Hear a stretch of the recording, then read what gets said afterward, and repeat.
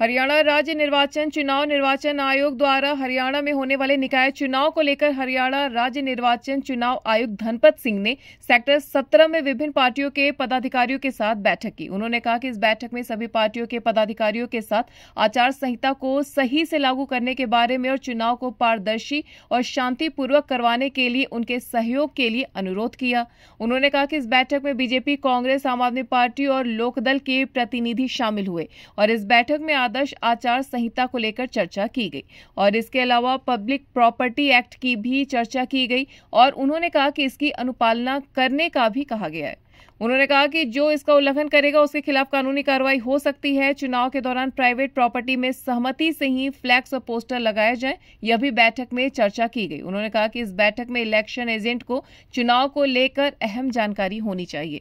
इस अवसर पर ईवीएम की बजाय बैलेट पेपर से चुनाव करवाए जाने को लेकर उन्होंने कहा कि इस बैठक में भी ईवीएम को लेकर चर्चा की गई है और बताया गया कि ईवीएम से सुरक्षित चुनाव होते हैं और इनका बाहर से किसी भी इंटरनेट से कनेक्शन नहीं होता और इसे कोई भी छेड़छाड़ की संभावना नहीं होती। इस बैठक में किसी भी व्यक्ति के द्वारा एवं चुनाव को लेकर कोई ऑब्जेक्शन नहीं किया गया। सभी राजनीतिक दलों के प्रतिनिधियों को बुलाया था, जिसमें उनके साथ आचार संहिता को ठीक प्रकार से लागू करने के बारे में और चुनाव को पारदर्शी रूप से, शांतिपूर्वक ढंग से और निष्पक्ष रूप से करवाने के लिए जो उनके सहयोग के लिए हमने अनुरोध किया है।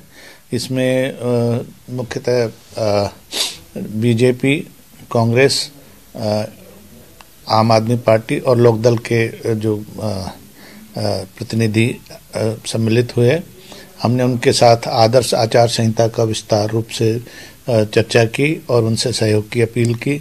इसके साथ defacement of public property act की भी विस्तार से चर्चा उनके साथ की और उनको बताया कि भी इसका अनुपालन किया जाए, नहीं तो जो इसकी उल्लंघना करेंगे उनके खिलाफ कानूनी कार्रवाई हो सकती है।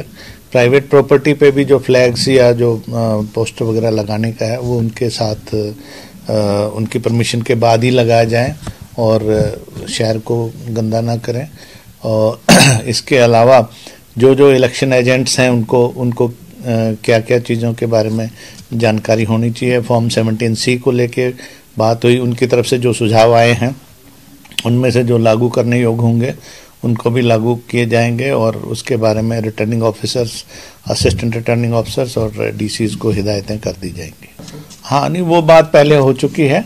आज भी ईवीएम का हमने डेमोन्स्ट्रेशन दिया और हमने उनको बताया कि M2 टाइप ईवीएम है, इसमें बाहर के किसी भी नेटवर्क से या इंटरनेट वगैरह से कोई कनेक्शन नहीं है। ये साइंटिफिक कैलकुलेटर्स विद मेमोरी है, तो इनमें कोई छेड़छाड़ की संभावना नहीं है और आज इस बारे में कोई किसी की तरफ से कोई इस तरह का ऑब्जेक्शन नहीं किया गया था।